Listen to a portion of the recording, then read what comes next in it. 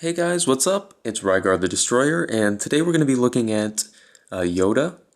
This figure is all the way back, or is originally produced way back when Episode 2 came out, and was actually one of the first ever Star Wars figures I owned. He's fairly primitive, I mean, compared to some of the stuff that we've gotten today, but he does kind of make up for it in the accessories he comes with. We'll go ahead and take a look at those. The first one here is his very, very small cane. If you see here, it's like 1.25 inches long, and it does actually fit in his hands really well, which is kind of surprising for how small it is. His next accessory, of course, is a lightsaber.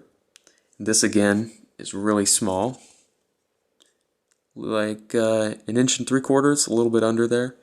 And it does have a handle that pulls away from the lightsaber. One cool thing that they did during Episode 2 for the figures is all the lightsabers, at least for the figures I own, were made of actual metal. So that's kind of cool. I'm not sure why they did that, but it's kind of interesting. He also comes with this force piece here. You can just strap that on like over his hand, like this, and he can like hold something in the air. I know this isn't actually what the force looks like, but obviously he can't just hold something up in the air that's, with something that's completely invisible. So they did have to do this.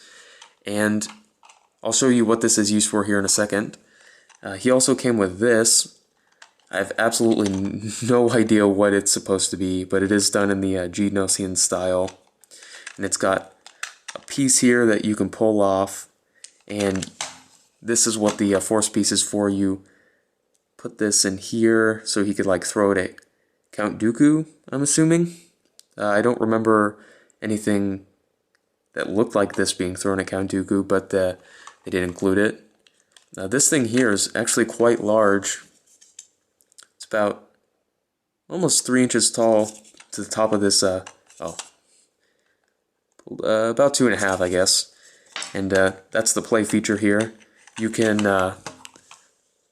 plug Yoda here onto this little stand and then twist it and he'll like jump, I guess. I'm not really sure what they were thinking with that, but it's kind of cool since Yoda's such a small figure. I mean, as you can see here, he's only 2 inches tall, so they did have to give you a little bit of value for your money. This figure, again, because it's so old, is a little bit primitive. So he's only got swivel head, ball hinge shoulders, with a pretty good range of motion, actually, and swivel hips, or swivel waist, I guess. He is fairly well sculpted, actually, especially back here on the cape, so that's really nice. And something interesting that happened with this guy, he got reissued in 2014, and this is probably really surprising, but they put him in with the Toys R Us exclusive Republic gunship, and people were really confused, why he had this huge hole in him, and surprisingly, Hasbro made him worse. The original figure here is well painted, and it comes with a whole bunch of accessories, but the newer one that they released was just awful. I mean, just terrible paint and everything, so that's kind of disappointing. I mean, it was good at the time, but now it's just terrible.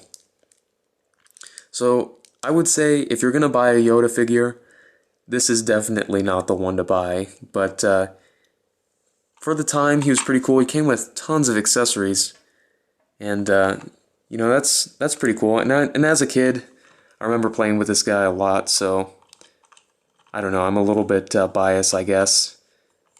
So if you're gonna buy a Yoda, don't buy this one, but he is pretty cool, for the time, and I really enjoyed him as a kid. So, if you've got everything, he might be worth picking up and looking at. He's probably really cheap no matter where you buy him. Even in even in the package, the original package. So tell me what you think about him in the comments below. Did you have any of the original episode 2 figures? What did you think about them? And I guess I'll see you later.